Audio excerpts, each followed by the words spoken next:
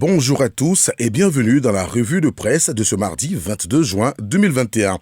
Sénatoriale partielle du 31 juillet prochain dans les régions des Grands Ponts, du Bunkani, du Gontougo, du Kabadougou et de la Nawa. Fraternité Matin nous apprend que 13 candidatures ont été enregistrées à la CEI au terme de la période de réception des candidatures fixée au mercredi 16 juin dernier. Délai que la commission a prorogé au samedi 19 juin. La CEI dispose désormais de 10 jours pour plancher sur ces dossiers avant de rendre son verdict. Ces sénatoriales partielles sont consécutives au décès de 2 sénateurs élus et à la démission de 3 autres sénateurs. Nomination vendredi dernier des ministres gouverneurs à la tête des districts autonomes de Côte d'Ivoire. Le juriste et politologue Géoffroy Julien Kwao prévient le statut hybride de ces districts pose problème. Dans une interview accordée au journal L'Inter, il pense que le double statut juridique des districts peut occasionner des conflits de compétences avec la commune, la région et même la préfecture. Il préconise aussi l'élection des organes des districts afin d'impliquer les populations et de renforcer la démocratie locale. Le PDCI, de son côté, s'insurge contre la création de ces nouveaux districts, estimant qu'ils vont engendrer pour le contribuable ivoirien de nouvelles charges exorbitantes et improductives. Le quotidien Le Matin rappelle alors: et pourtant, le PDCI a voté la loi en 2014, le faux procès de Bédier contre les ministres gouverneurs. Le journal ajoute qu'en 2014, après la promulgation de la loi sur les districts, des cadres du PDCI, dont Amouakon et Jean Pontier-Mélé, avaient même fait du lobbying pour être gouverneur de l'Indénié. Le couple Gbagbo en instance de divorce. Laurent et Simone ne regardent plus dans la même direction, nous dit Notre Voix, s'appuyant sur un communiqué publié hier par l'avocat de l'ex-président ivoirien, lequel communiqué précise qu'aucun commentaire ne sera fait sur cette affaire. Mais des commentaires, il y en a eu à profusion sur les réseaux sociaux dénonçant un acte inélégant et inapproprié. Pour l'heure, le camp Simone Ivé attend la notification officielle avant toute réaction. Guillaume Bateau, qui écrit l'article, note que les supputations vont bon train et risquent d'alourdir davantage les relations entre les partisans des 2 protagonistes de ce mélodrame politico-conjugal, termine-t-il.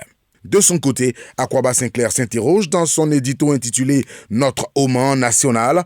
Dans Le Matin, on peut faire ça à une femme, à une épouse qui plus est a été une first lady respectée et adulée. Assurément, Laurent Gbagbo vient de faire tomber la goutte d'eau qui fait déborder le vase, ajoute-t-il.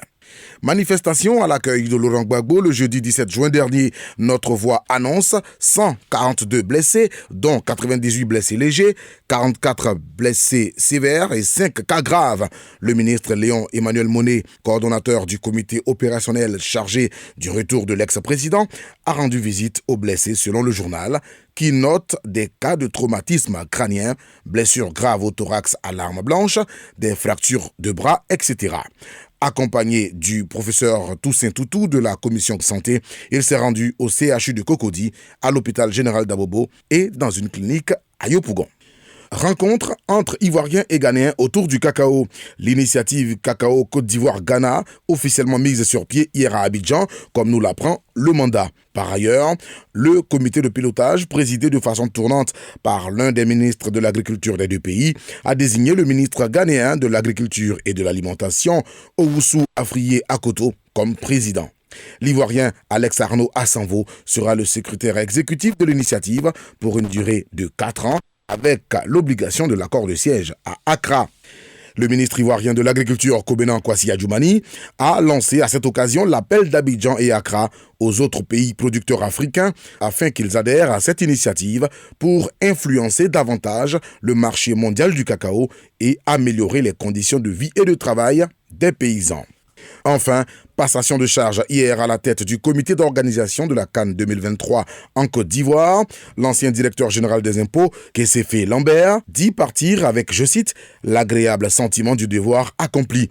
Pour sa part, l'ancien ministre des Sports Albert François Amichia a dit attendre le soutien de tous et annoncer qu'il va entreprendre bientôt une large consultation avec tous les acteurs impliqués dans l'organisation de la future CAN en Côte d'Ivoire.